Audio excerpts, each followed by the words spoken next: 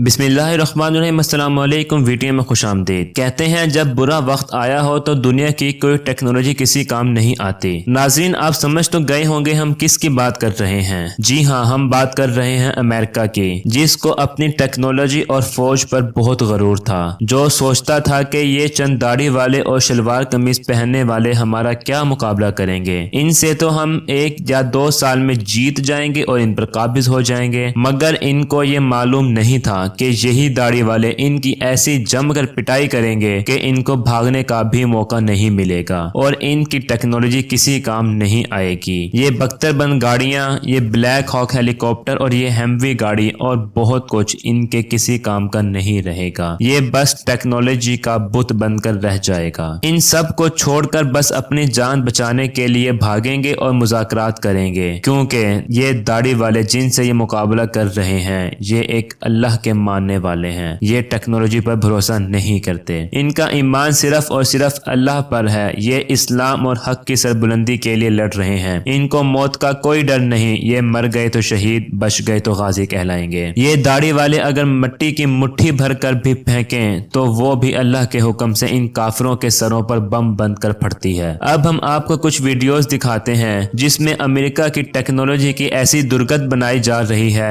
जिसका वो तसव्वुर भी नहीं कर सकता था। इन बच्चों को इससे कोई फर्क नहीं पड़ता ये गाड़ी कितनी महंगी और कितनी फायदेमंद है। उनके लिए ये सिर्फ एक खिलौना है और ये सब टेक्नोलॉजी सिर्फ एक मजाक बनकर रह गई, क्योंकि जीत तो सिर्फ हक और ईमान वालों की होती है। मेरे अंदाजे के मुताबिक शायद अफगानिस्तान में ऐसा कोई घर नहीं होगा जिससे किसी शहीद का जनाजा ना उठा हो। 20 साल तक जारी रहने वाली इस जंग का अंजाम आज हमारे सामने है, जो कि सिर्फ और सिर्फ अल्लाह वालों की कुर्बानियों का सिला है जो ईमान और हक पर डटे रहे। तारीख में जब कभी इसका जिक्र होगा तो आने वाली नस्लें कहेंगी क्या ये भी कोई मुकाबला था। एक तरफ टेक्नोलॉजी और दूसरी तरफ निहत्ते लोग, तो कहा जाएगा कि ये अल्लाह वालों की जीत थी जो अपने ईमान और हक के लिए लड़े। उम्मीद करते हैं आपको हमारी ये वीडियो पसंद आई होगी। मिलते हैं अगली वीडियो में, जब तक के लिए अल्लाह हाफिज।